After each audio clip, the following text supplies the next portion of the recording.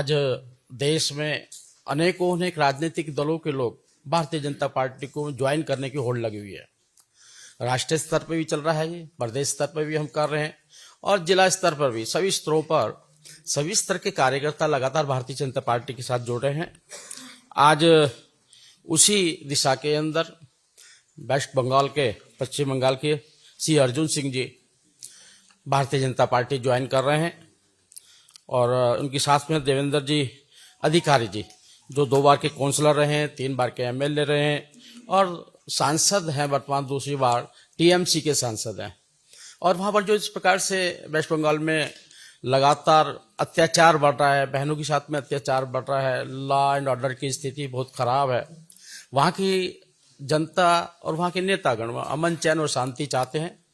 लेकिन वो लगता नहीं कि ममता दीदी के हाथ में सुरक्षित रहेंगे। इसलिए वहाँ के समस्त लोग आज भारतीय जनता पार्टी के साथ जुड़ते हैं और मैं आपका बहुत बहुत अभिनंदन करता हूँ अर्जुन सिंह जी का और देवेंद्र जी का। आज 15 तारीख है मार्च महीना का। आज मेरे लिए एक बहुत शुभ दिन है कि मैं आज भारतीय जनता पार्टी की परिवार के साथ जुड़ चुका हूं। दुष्यंत जी, कृष्ण कुमार जी, अमित मालवीय जी, संजय जी, साथी मेरा अर्जुन सिंह जी, जिसका साथ मैं लोकसभा में काम कर चुका हूं। आज देश की प्रधानमंत्री, हमारी नेता, सारा दुनिया की नेता माननीय नरेंद्र मोदी जी का आदर्श में अनुप्राणित होते हुए मैं इस पार्टी में शामिल हुआ हूं। मैं बीच में 19 में जब सांसद हुआ था, उसके बाद 21 साल में 2021 में जिस तरह से पोस्ट पोल वायलेंस के बाद पूरे बंगाल में जिस तरह से अत्याचार, जुल्म, गुंडागर्दी, राहजनी, हजारों कार्यकर्ताओं की नौकरी जिस तरह से चली गई, 50 से ऊपर लोगों की हत्या हुई, सुप्रीम कोर्ट ने आदेश दिया, वहां सीबीआई की इंक्वायरी शुरू हुई।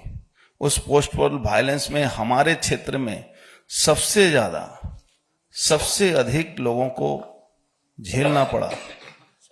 और उसी अत्याचार के तहत अपने ऊपर तो अत्याचार हुआ, उसको मैं किसी भी तरह से झेल रहा था, लेकिन कार्यकर्ताओं को बचाने के लिए कुछ दिन तक मुझे थोड़े से समय के लिए पार्टी से थोड़ी दूरी बनानी पड़ी। सरकारी तृणमूल पार्टी जो पश्चिम बंगाल की है, जो तृणमूल की सरकार जो वहां है, उसको कोई मतलब नहीं है। वो सिर्फ और सिर्फ पुलिस और गुंडों के बल पर अत्याचार करके शासन में बने रहना चाहती है। और उसका ताजा नमूना हम लोगों ने संदेश खाली में देखा। आपको मैं बताऊं, एक संदेश खाली नहीं, पूरा बॉर्डर इलाका से लेकर पूरे बंगाल का हर विधानसभा कहीं ना कहीं संदेश खाली की तरह वहां के लोग जी रहे हैं। भारतीय जनता पार्टी के परिवार को जो नेतृत्व है, उनको मैं अभिनंदन करता हूं कि मैं जो थोड़े समय के लिए मैं सक्रियता मेरी भारतीय जनता पार्टी के साथ नहीं थी, उसके बावजूद भी मैं जब संदेश खाली की घटना के बाद बहुत उत्तेजित होने के कारण मैं जब पार्टी से संपर्क किया कि इस तरह से चुपचाप बैठा नहीं जा सकता है हमारे लिए, हम प्रतिवाद भी नहीं कर सकते हैं, हम बोल भी नहीं सकते हैं, हम फिर से भारतीय जनता पार्टी में अपना योगदान देना चाहते हैं। अगर आपका आशीर्वाद रहे तो निश्चित रूप से नरेंद्र मोदी जी जो हमारे प्रधानमंत्री हैं, जिस तरह से पूरे भारतवर्ष को आगे ले जा रहे हैं, बंगाल में अगर इस कुशासन से मुक्ति पाना है तो एकमात्र रास्ता है हमारे प्रधानमंत्री जी वो जितना मजबूती से इस पश्चिम बंगाल को बचाने की कोशिश कर रहे हैं और आने वाले दिन में उन्हीं के हाथ से ये बंगाल का उद्धार भी होगा और इस अत्याचारी शासन का अंत भी होगा, जहां प्रशासन और गुंडे एक साथ मिलकर अपराध को अंजाम देते हैं। और जिस तरह से नरेंद्र मोदी जी का आशीर्वाद मिलने के बाद पूरे दुनिया के लोगों ने संदेश खाली की घटनाओं को देखा,